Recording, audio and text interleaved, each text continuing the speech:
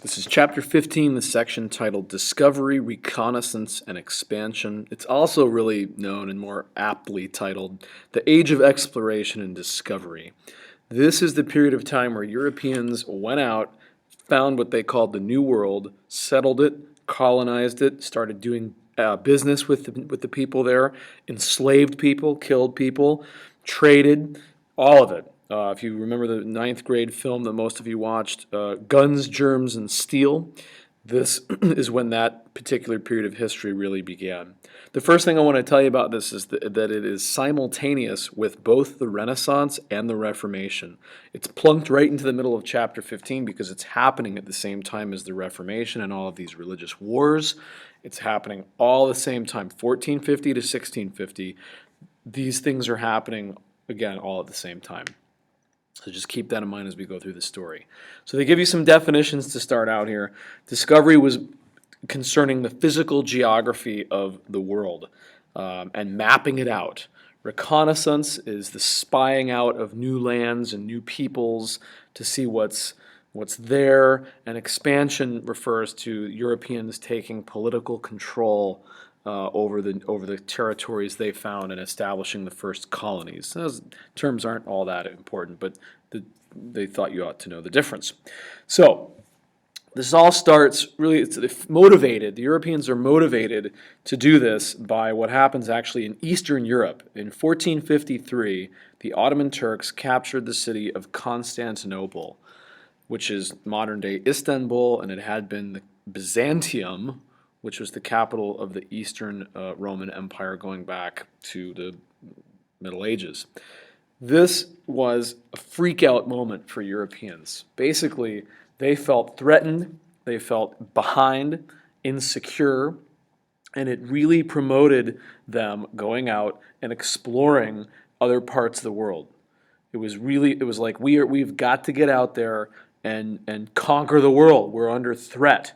So invasions in the east, far away from Europe, motivated Europeans to go to the west. Got it? That's basically the theory of how that affected the age of exploration. All right, let's move on. Political centralization helped prepare the way for these explorers. In other words, the new monarchs. Remember England, France, and Spain? These are the most stable countries in Europe at the time. That stability and the power of those monarchs allowed this period to happen. If you notice where there's city-states like in Italy and the Holy Roman Empire, those aren't the places that explore. It's the Spanish, Portuguese, and later on the English and the French. So here's just an overview of some of the most famous exploration routes in European history. And you can see most of them go to Spain and Portugal in the first century. And all of those names are Spanish. And they were going west and a little bit of east. And anyway, we're going to learn about some of these guys here today. So remember Spain, they had humbled the Muslims and the Jews, and they have achieved victory in 1492, and they're ready to go west. So this is the Spanish Golden Age. But it's Portugal that goes first, actually. Portugal was the first country to expand, followed by Spain. And then they worked, they actually divided what they found between the two of them, and they each basically settled on conquering half the world in this famous treaty called the Treaty of Tordesillas. But let's get into that a little bit later. So here's a fleet of Portuguese ships. This is what the ships look like that was doing all the work. Giant sailing ships, multiple stories high, very cool looking ships.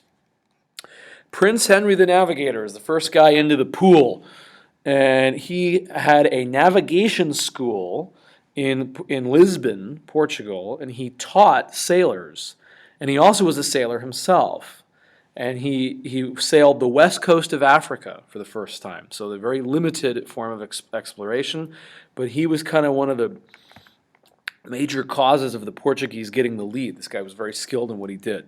And then the three big guys are Diaz, da Gama, and Cabral. And Diaz went to the southern tip of Africa.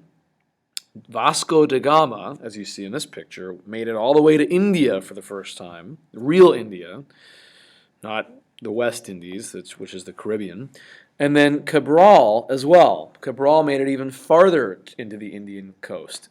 So anyway, these are the three big guys. These are the Portuguese heroes. And they acquired control of the spice trade in India. India is where all these great spices come from.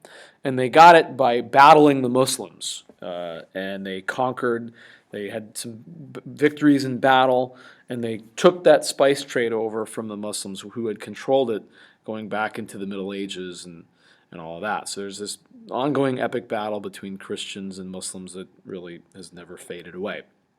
What causes technologically the age of exploration to happen? Oh, first, here's the map. Here's what the Portuguese drew as they sailed around Africa and over to India, and as they eventually sailed a little bit west, not much. They got a little bit of the Brazilian coast right.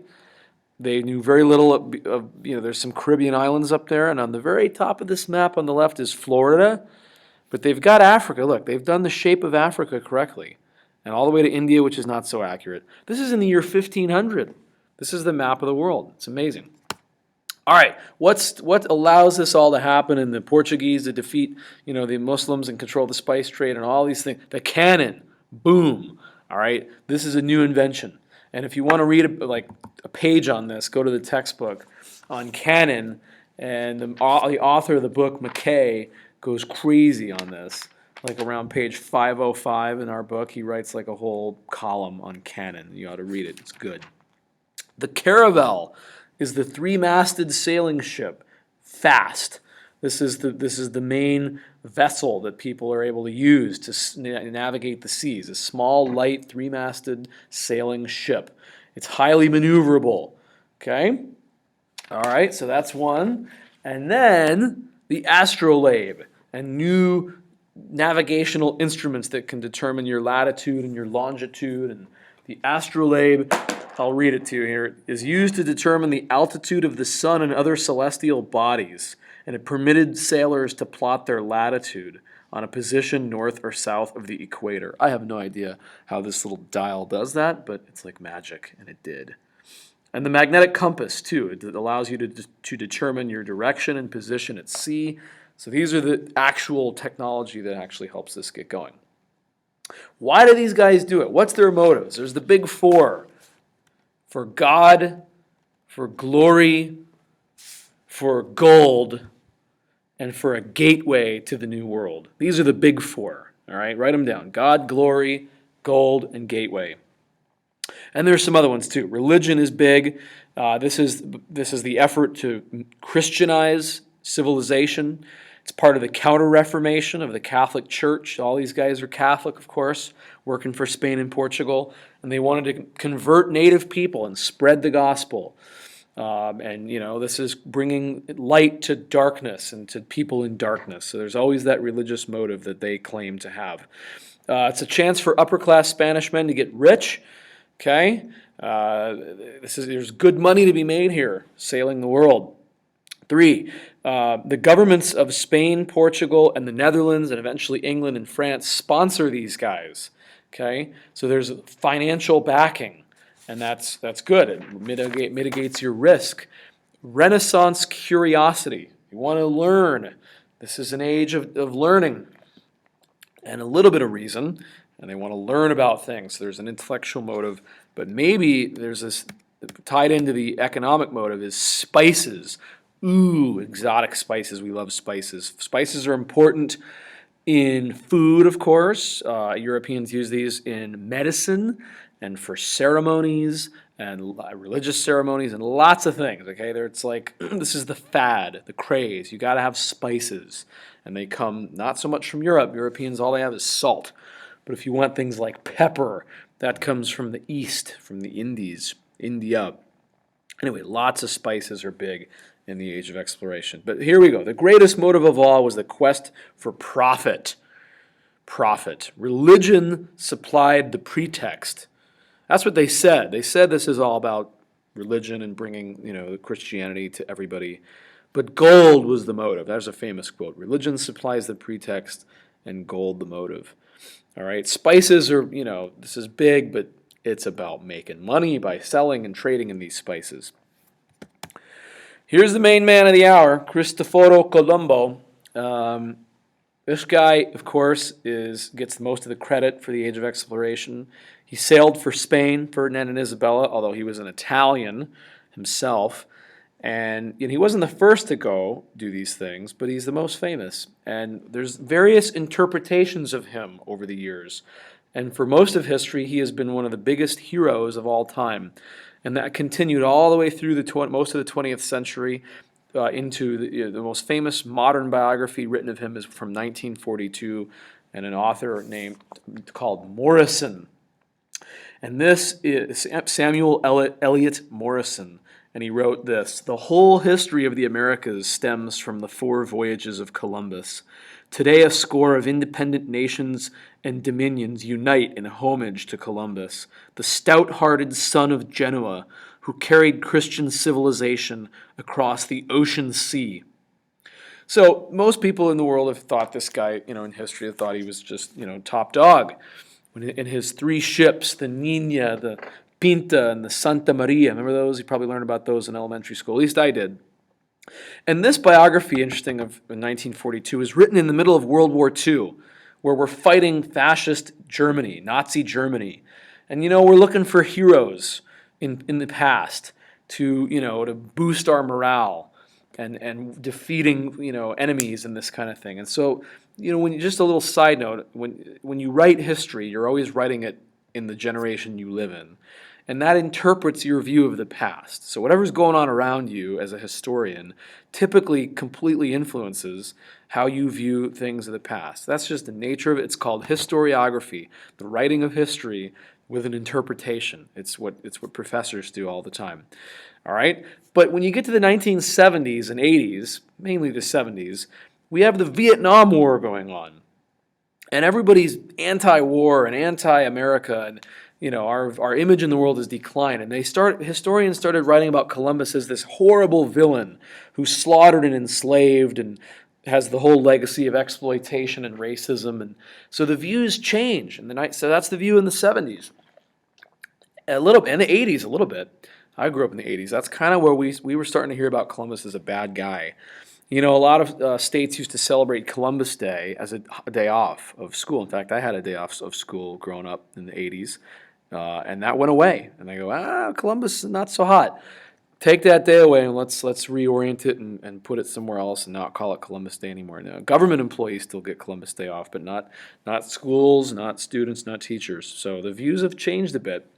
What's the truth about Columbus instead of all this biased stuff? Sort of the facts. What do we know of the facts of Columbus? Well, the first fact is that he was super religious, deeply, deeply Catholic, and he always viewed himself, whether accurately or not, as a missionary, taking Christian civilization into dark places. That's what he said. And he was highly motivated by his religious faith. He believed he was being used by God for great things. So that we know, at least that's what he thought of himself. When you look at his journals and his diaries, that's what he said. The other thing we know for sure is that he was a really skilled sailor. He spent 23 full years of his life at sea. And he discovered things, and of course, that no one else had discovered. Now, maybe someone else would have come along later, but the fact is he did it. He was an excellent cartographer, map maker, and of his day, he's cream of the crop. How did he interpret? So, everything you do with Columbus, you always got to go back to who he really was. And then you can interpret him however you want, but you got to at least take him at face value. So how did he interpret what he found? Always through a religious worldview. He thought he had encountered like a paradise, like a new Garden of Eden. Of course, he thought he was going to India, but he ended up in the Caribbean, and he called it the West Indies. So that whole name of things has always been funny to me because it's inaccurate.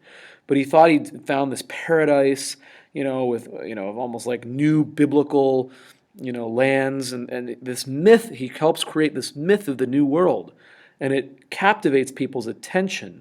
And not only the people there they don't dress like you, they don't speak like you, they live in the forests and in the jungles, and that his voyages really created the myth of the West, and that you go west to find new things. And this, of course, is going to inspire lots of Americans to do the same. And once North America is settled, the drive to go west. And that kind of all starts with Columbus. Just think of his name. Anything with the word Columbia relates to Columbus. So Columbia University, the District of Columbia. Big parts of our history are shaped by this man, and all I can tell you is that the historical debate goes on. Here's his voyages in color for you so you can see where he left from and where he went. He went 4 times. He was primarily hitting the Caribbean islands, Cuba, modern day the Dominican Republic, and Haiti. He called the islands that he landed on Hispaniola, which is where we get the term Hispanic. Anyway, look at all these voyages, and you can see what he actually did. 4 times back and forth across the Atlantic. Incredible. All right, these later guys. Columbus's journey inspired a belief, as I said, in the mundus novus, the new world. There's an old world, that's Europe, and there's a new world, that's everything else. And it's there for the taking. Now, the Spanish, in the wake of Columbus, did do some pretty bad things in the New World. For example, they, enslaved people, forced labor of the native populations. There was starvation that they helped create. They brought incredible numbers of diseases to the New World. So it's not a pretty story all the way around. Got it? But Magellan did some cool things. He was trying to get to Asia, actually, the eastern side of Asia. We would say like Indonesia, there was good spices there. He was sponsored by Charles V, Holy Roman Emperor from the Reformation. Same guy, got it? This is all simultaneous. This is why Charles V couldn't deal with little Martin Luther in the central German states. It's because he's sponsoring incredible voyages around the world. Magellan actually made it all the way around. Well, his crew did. Look at, he died right there in in the Philippines, which is named after Philip II of Spain, Charles V's son. So you see all this is happening. 1521, Magellan died. That's the same year as, I think, the diet of worms with Martin Luther's trial. That's 1521. So incredible changes in the world are happening literally at the same moment. So anyway, he gets all the way to the Philippines. He died there. He was sick and died, or he might have been killed by a native. I can't remember the story exactly. But he didn't make it all the way around, but his crew did, and they go all the way back to Spain. They prove 2 things: that the earth is round. That's amazing. I guess they didn't know that. In fact, they didn't. They used to think that there was flatness. Remember that?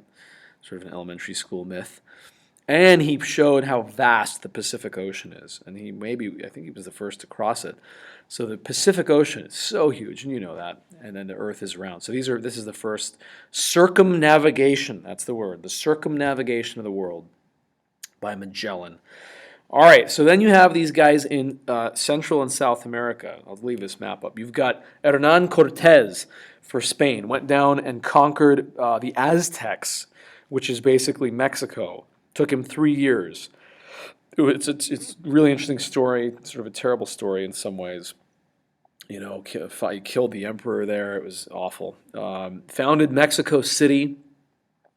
And then Francisco Pizarro went and crushed and conquered the Inca Empire down in Peru and immediately opened silver mines. This is going to be, there's precious metal to be had here in addition to things like spices. So these are the 2 famous Spanish guys that go over and really conquer South America and Central America. And then, of course, that's going to lead right up into where we live in North America and modern-day Arizona. All that starts with Cortés, basically.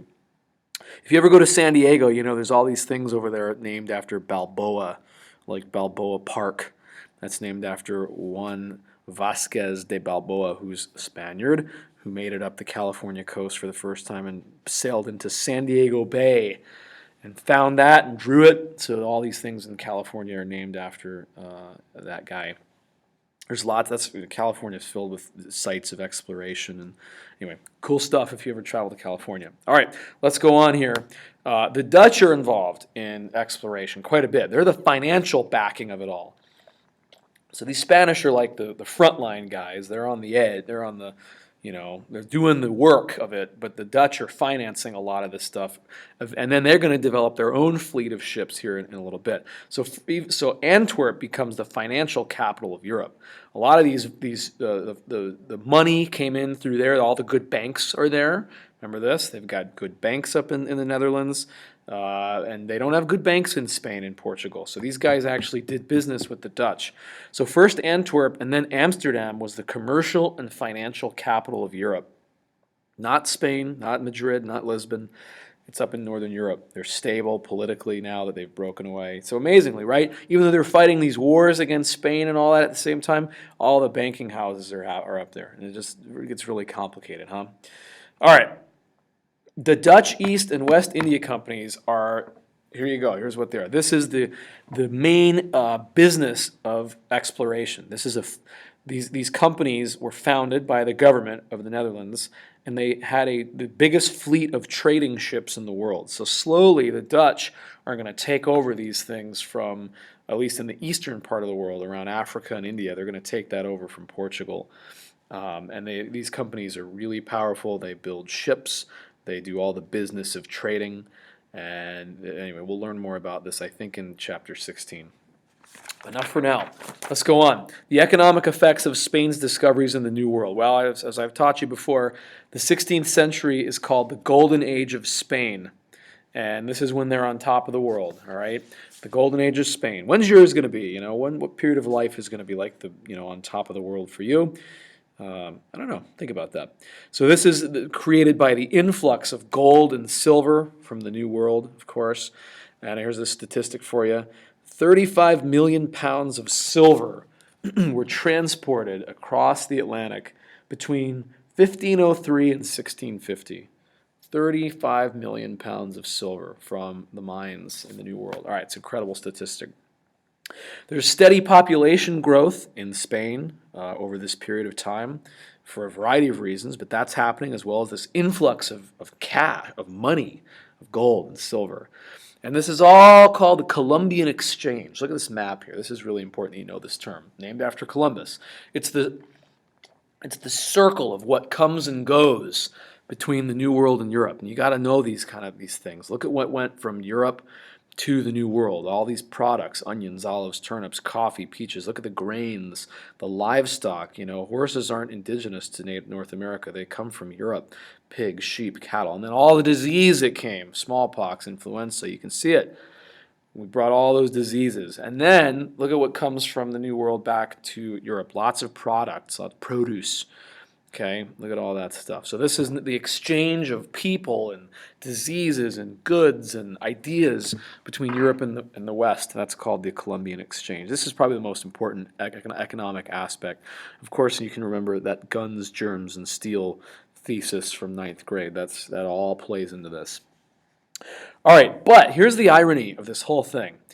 The economic discoveries and the influx of gold and silver, most people believe, actually ultimately destroyed Spain through inflation, rising prices. If you get all this influx of cash real quick, prices are going to go up.